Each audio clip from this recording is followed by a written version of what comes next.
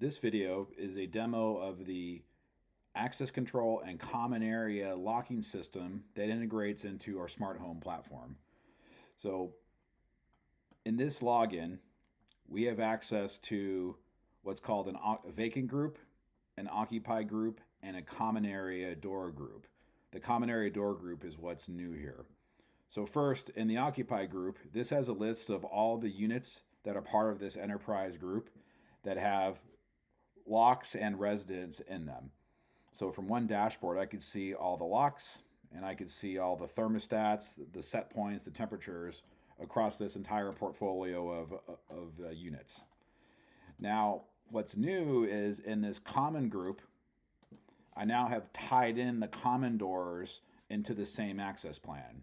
So now each of these buildings, which has common doors accessible to multiple tenants, is now on what we call an access plan. So when we move a resident into a unit, we can now automatically add the resident's code to the access plan for the common doors, as well as the access plan for their particular unit.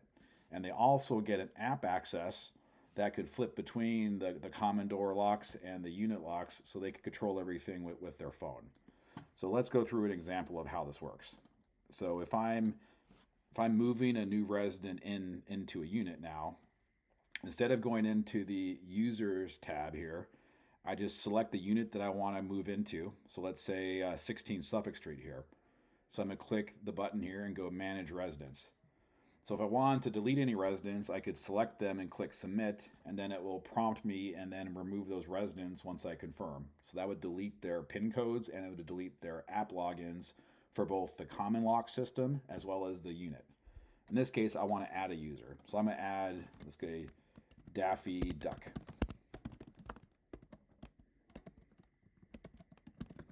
So that's the name and the email address. So when I click submit, it's going to confirm residents I'm moving in, Daffy Duck, residents I'm moving out, none. So I click confirm there.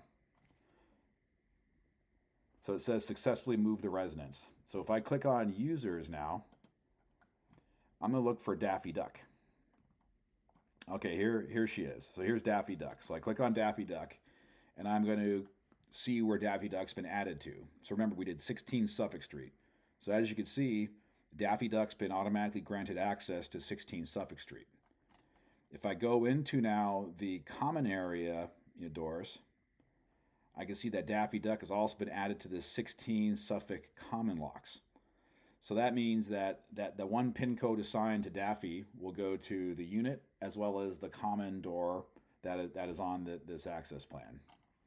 What's more, if I go into the particular unit, so let's go to 16 Suffolk here. And I go to users and I go to manage logins. I can see that Daffy Duck, which is the test@gmail.com, now has a login for this property.